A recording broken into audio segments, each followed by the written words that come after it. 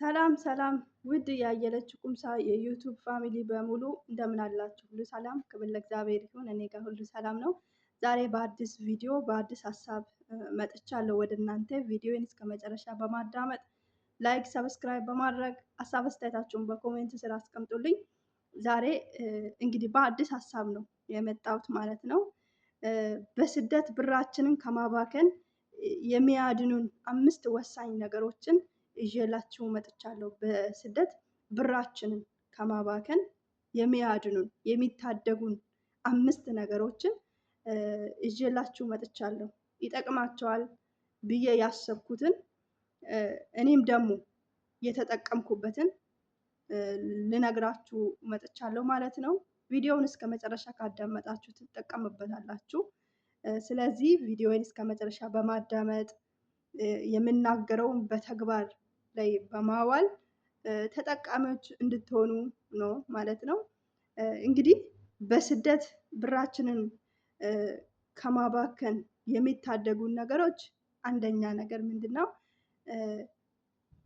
ጓደኛችን ልብስ ገዛች፣ ስልክ ገዛች ብለን ስልክ መግዛት መተው፣ ቅራቅንቦ መሰብሰብ መተው፣ ከሺኤን ልብስ መግዛት 5 ብር 10 ብር የምንገዛቸው ልብሶች እኛን ይጎዳሉ። ገባችሁ? እኛን ይጎዳሉ። 5 ብር 10 ትንሽ እኮ ናት። 10 ብር 5 ብር ምን አላት ብለን የምንገዛቸው ነገሮች መቼም በሳምንት አይከፈለንም፣ በ15 ቀን አይከፈለንም፣ በወር ነው የሚከፈለን። ከምናገኘው ብር 5 ብር 10 ብር 50 ብር 100 ብር የምናወጣ ከሆነ እሱ ይጎደናል ማለት ነው። ስለዚህ ቅራቅንቦ መሰብሰብ መተው፣ ቅራቅንቦ መሰብሰብ መተው። የወጣንበት ከሀገራችን የወጣንበት አንደኛ ዓላማ ምንድነው? ሰርተን ብር መያዝ ነው። ስለዚህ ብር መያዝ ነው እንጂ ኮቶት መሰብሰብ አያስፈልግም። እህቶቼ ሰርታችሁ ብራችሁን ያዙ። ብር ካላችሁ በፈለጋችሁ ሰዓት የፈለጋችሁትን መግዛት ትችላላችሁ። ነገር ግን እዚህ ወደ ስደት የመጣንበት ምክንያት ብር መያዝ ነው እንጂ ኮቶት ከሀገራችን ጠፍቶ አይደለም አይደል የተሰደድነው። ስለዚህ ብራችሁን ያዙ፣ ብራችሁን ያዙ። በቃ ኮቶት መሰብሰብን ተውት። ልብስ አትግዙ። ጓደኛዬ ልብስ ገዛች ብላችሁ ስልክ ቀየረች ብላችሁ በአመት በወር አትቀይሩ፣ አትግዙ። ብራችሁን ያዙ። ብራችን እንዳናባክን የሚያደርጉ ነገሮች አንደኛ ይሄንን በቃ ኮቶት መሰብሰብ መተው።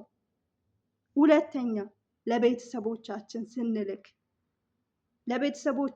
ስንልክ ፕላን ይኑረን። በቃ በአግባቡ ለቤተሰቦቻችን እናድርግ። ቤተሰቦቻችን መርዳታችን ይሄ እግዚአብሔር ይወዳል። ቤተሰቦቻችን በምንረዳበት ሰዓት ብዙ ልጆች ከገጠር ነው እንግዲህ ወደ ስደት ዓለም እየተሰደድ ነው። ቤተሰቦቻችን መሬትን በሚያርሱበት ሰዓት ብንረዳቸው፣ መዳበራ ብንገዛላቸው። ሁለተኛ ነገር ደግሞ በአመት በዓል ጊዜ ቤተሰቦቻችን ብንረዳ።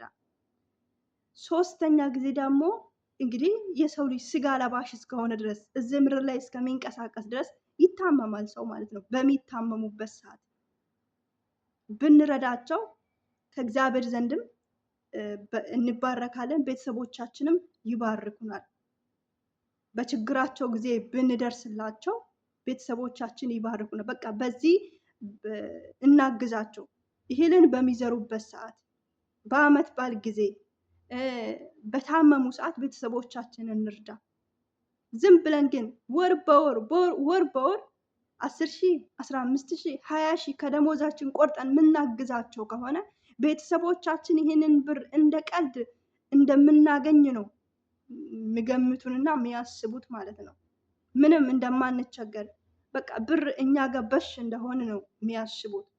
ስለዚህ ወር በወር ቤተሰቦቻችሁ ላይ ኢንቨስት አታድርጉ። ብራችሁን ያዙ።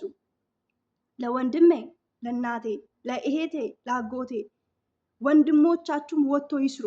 እኛም በስደት ዓለም ላይ ሰርተን አይደለ ብር እያገኘን ያለ ነው። እንቅፋት አትሁኑ። ለእህቶቻችሁ እንቅፋት አትሁኑ። ለወንድሞቻችሁ እንቅፋት አትሁኑ። እናንተ ሰርታችሁ እንደምታገኙ ሁሉ እነሱም ወጥቶ ሰርተው ያግኙ። እኔ ይሄንን አድርግልሃለሁ፣ ይሄንን እገዛልሃለሁ ብላችሁ ሀሳብን አትስጡ። ሰርቶ ይብሉ፣ እነሱም ይዩ። እነሱ ሰርቶ ደክሞ ሲያመጡ ብር እንዴት እንደሚገኝ ያውቃሉ ማለት ነው። ብር ተደክሞበት እንደሚመጣ ያውቃሉ ማለት ነው። እናንተ ግን እዚህ ቁጭ ብላችሁ ወር በወር የምትልኩላችሁ ከሆነ በቃ ምንም ያልደከሙበት ነው ያለፉበት ነው። ምንም የብርን እንትን አያውቁም ማለት ነው። ስለዚህ ከደከሙበት ግን ወጥቶ ከሰሩ ግን ለካ እንደዚህ ነው እንደምታመጣው ብሎ ለእናንተም ይረዳሉ። ሶስተኛ ብራችንን እንዳናባክን የሚያደርግ ነገር እህቶቼ እቁብ ጀምሩ፣ እቁብ ግቡ። የሚመቻችሁ ለምሳሌ እቁብ መግባት የምትችሉ ከጓደኞቻችሁ ጋር ተሰብስባችሁ እቁብ መግባትን የምትችሉ እህቶቼ ካላችሁ እቁብ ግቡ። እቁብ መግባት አንደኛ ብራችሁን ሴፍ እንድታደርጉ ይረዳል። ምንም ቢፈጠር ምንም ቢደረግ በቃ እቁብ እየከፈልኩ ነው ትላላችሁ። እቁብ እየከፈልኩ ነው የለኝም ትላላችሁ ማለት ነው። ይሄ ብራችሁን ሴፍ እንድታደርጉ ያግዛቸዋል። ነገር ግን ደግሞ እቁብ መክፈል ማትችሉ ከሆነ ለምሳሌ ያላችሁበት ቤት ሰው እንዲመጣ የማይፈልጉ ሰዎች ሊኖሩ ይችላሉ። እነዚህ አረቦች ማለት ነው። ሰው ከሰው ጋር እንድትገናኙ የማይፈልጉበት ቤት ሊኖር ይችላል። መጥቶ ብራችሁን ከእጃችሁ እንኳን ተቀብሎ እንዲያስገቡላችሁ የማይፈልጉ ሰዎች ሊኖሩ ይችላሉ። ስለዚህ ብራችሁን እቁብ መግባት ማትችሉ ከሆነ ራሳችሁ ጋር ማስቀመጥ ትችላላችሁ። ማንም አስገድዶ አይደለም ብራችሁን እየሰጣችሁ የተበላችሁ ያላችሁት። ማንም እያስገደዳችሁ አይደለም። በራሳችን እጅ ነው እያጠፋን ያለ ነው። በራሳችን እጅ ነው እየተበላን ያለ ነው። ስለዚህ እህቶቼ አስቀምጡ። እቁብ መግባት ማትችሉ ከሆነ እጃችሁ ላይ አስቀምጡ። ማስቀመጥ ትችላላችሁ። እቁብ እየገባው ነው ብላችሁ አእምሯችሁን አሳምናችሁ እቁብ ለእቁብ እንደምትሰጡ አድርጋችሁ ማስቀመጥ ትችላላችሁ። ትራሳችሁ ስር ማስቀመጥ ትችላላችሁ። ቦርሳችሁ ውስጥ ማስቀመጥ ትችላላችሁ። በእውነት አትሸወዱ። ብራችሁን ዝም ብላችሁ በማይሆነው ነገር ላይ አታጥፉ። አራተኛ ነገር ደግሞ ወደ ኢትዮጵያ ስንገባ ብራችንን ከማባከናችን በፊት ብራችንን ከማጥፋታችን በፊት ሁላችንም መቼም አረብ ሀገር ኖረን ተቀጥረን እንደገና አንሰራም። የሰው ቤት ማለት ነው። የራሳችን ስራ እንዲኖረን ነው የምንፈልገው። ስለዚህ እዛን ጊዜ ሰውን ማማከር ገባችሁ? የትኛው ስራ ቢሰራ ያዋጠኛል፣ ይሄ ያከስረኛል ወይስ ይሄኛው ይሳካልኛል ብላችሁ ልምድ ያላቸው ሰዎች ለምሳሌ አረብ ሀገር ሄደው እየተመላለሱ ያሉት በቢዝነስ ዓለም ላይ ያሉት እነሱን ማማከር ይሄ ብራችንን እንዳንቀበዘበዝ ያደርገናል ማለት ነው። ብራችን ሴፍ እንድናደርግ ያደርግ። ዝም ብለን ሳናጠና መስራት የምንፈልገው ነገር ሳናጠራ ክሳራ አይኑረው ሳናቅ ብራችን ኢንቨስት ካረግንበት ብራችንን ካጠፋን ደግመን ስለማናገኘው ብራችሁን ከማጥፋታችሁ በፊት የሆነ ስራ ለመጀመር ስትፈልጉ አማክሩ፣ ሰዎችን አማክሩ። መስራት የምትፈልጉ ስራ በራሳችሁ እንትን ብትሉ ግን ይሄ ስራ ላይ ምን ያህል ገንዘብ ያስፈልገኛል፣ መጀመር የሚችለው በምን ያህል ገንዘብ ነው ብላችሁ ሰዎችን አማክሩ። አምስተኛ እና የመጨረሻው ነገር ደግሞ ምንድነው? ሙያ መማር። ፀጉር ቤት ሊሆን ይችላል፣ ምግብ ሊሆን ይችላል፣ የተለያየ ብዙ ሙያዎች ማለት ነው። መማር ከተማራችሁ በኋላ ሙያ ካላችሁ የምትፈልጉትን ተምራችሁ መስራት ትችላላችሁ ማለት ነው። እህቶቼ ሙያ ተማሩ፣ ምግብን ተማሩ፣ ፀጉር ቤትን ተማሩ።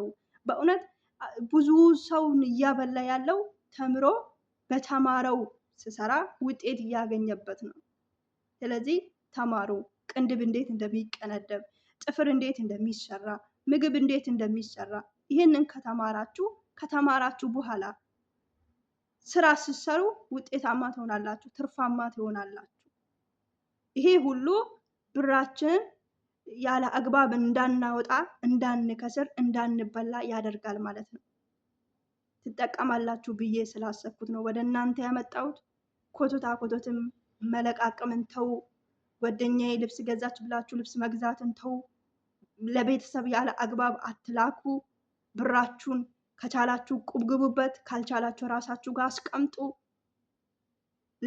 ለእህቴ ለወንድሜ ይሄንን አደርጋለሁ ይሄን ይገዛልሃለሁ ብላችሁ እንትን አትበሉት። እንቅፋት አትሁኑ። እነሱ ወጥቶ ይስሩ፣ ሙያ ተማሩ። መስራት የምትፈልጉን ነገር መጀመሪያ ቀድማችሁ አጣሩ፣ ቀድማችሁ እወቁ እላቸዋለሁ። ስላዳመጣችሁኝ አመሰግናለሁ። ቪዲዮውን ላይክ፣ ሰብስክራይብ ማድረጋችሁን እንዳትረሱ። ሀሳብ አስተያየታችሁን በኮሜንት ስር አስቀምጡልኝ። አመሰግናለሁ።